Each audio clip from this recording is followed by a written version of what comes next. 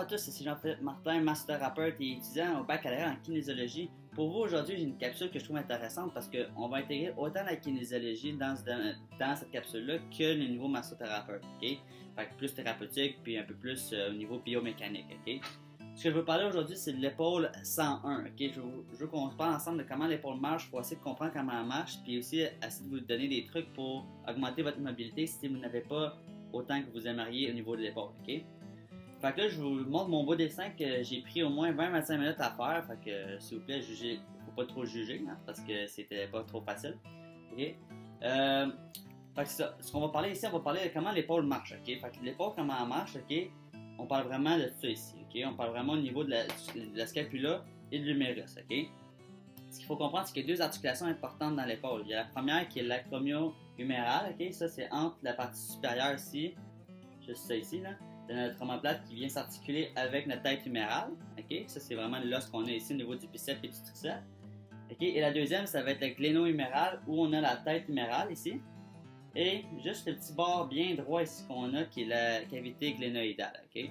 Mais ça, c'est pas des trucs que vous avez besoin de vous rappeler, c'est juste que on va essayer de vous l'expliquer pour que vous compreniez un peu plus de quoi on parle après. Okay?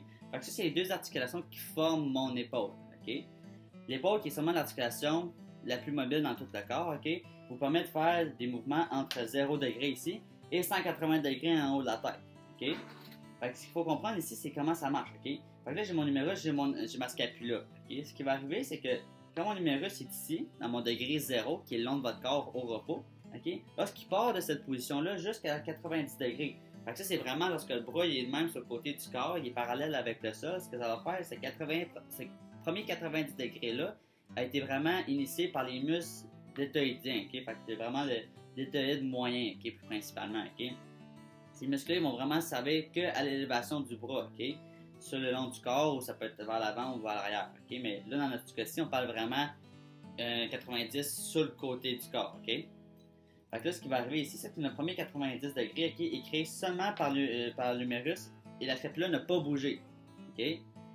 Ce qui va se passer après ça, okay, c'est que du 90 degrés parallèle au sol jusqu'au 180 degrés, le dernier 90 qu'on va gagner, c'est initié vraiment, comme je l'ai montré ici par la petite flèche, par le mouvement de la scapula sur le corps thoracique ici, nos côtes. Okay? Parce ce qui va arriver, c'est que ma scapula est là. Du moment que mon bras atteint 90 degrés, ma scapula va se glisser sur le côté pour permettre d'aller chercher les derniers 90 degrés. Ça, c'est quelque chose que vous pouvez tester vous-même à la maison.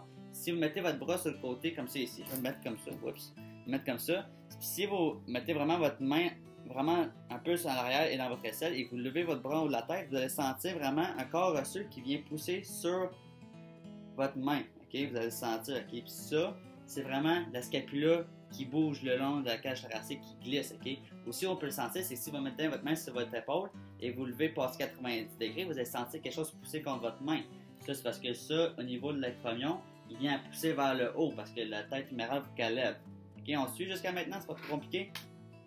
Maintenant, si on parle du côté plus massothérapeute de la chose, ok? Moi, je vais vous parler que okay, ça c'est 180 degrés, ça c'est une épaule qui bouge bien. Okay? Maintenant, si vous avez une épaule qui bouge moins bien, pas de mobilité au niveau de l'épaule, c'est que c'est probablement, c'est pas juste ça, ok? Je le répète, c'est pas juste ça, mais c'est probablement ce muscle ici, okay, que la plupart du temps je retrouve chez mes clients, okay, c'est le trapèze inférieur. Le trapèze inférieur qui est l'un des trois muscles du trapèze. Okay, on a le trapèze supérieur ici, qu'on ne voit pas sur mon dessin, mais c'est lui vraiment à partir du cou, okay, qu'on peut voir sur le côté. On a pour ça le trapèze moyen qui vient vraiment recouvrir entre le trapèze supérieur et le trapèze inférieur. Puis on a celui-là ici, notre trapèze inférieur. Comme vous pouvez le voir, il s'attache vraiment ici, juste au niveau de la scapula. Vient s'attacher sur les corps vertébraux, ok. Souvent, mettons, la T4 jusqu'à la T12, mais selon certaines littératures, ça peut changer, ok. Fait que ce qui arrive, c'est que si ce muscle-là, il est bien tendu, qu'est-ce que ça va faire? C'est qu'il va être bien tendu, c'est qu'il va venir coller l'omoplate contre la cage thoracique, ok. Mais ce qui va aussi arriver, c'est qu'il va empêcher l'omoplate de se déplacer sur le côté convenablement, ok. Parce ce qui va arriver, c'est qu'elle va être comme ça. Là, je suis retenu par mon muscle, ça fait que je ne peux pas lever autant. Okay? Fait que si vous ne pouvez pas le lever autant, admettons que vous arrivez à 160 degrés, mais le 160 degrés à 180 degrés qui vous manque à ce moment-là peut être causé par ça. Puis c'est ça qui fait que souvent vous pouvez avoir un pincement au-dessus de l'épaule ou vraiment pas de mobilité, vous n'êtes pas mobile en haut de votre tête. Fait que moi, comme massothérapeute, je vous dirais que c'est un muscle à regarder dans votre cas. Okay?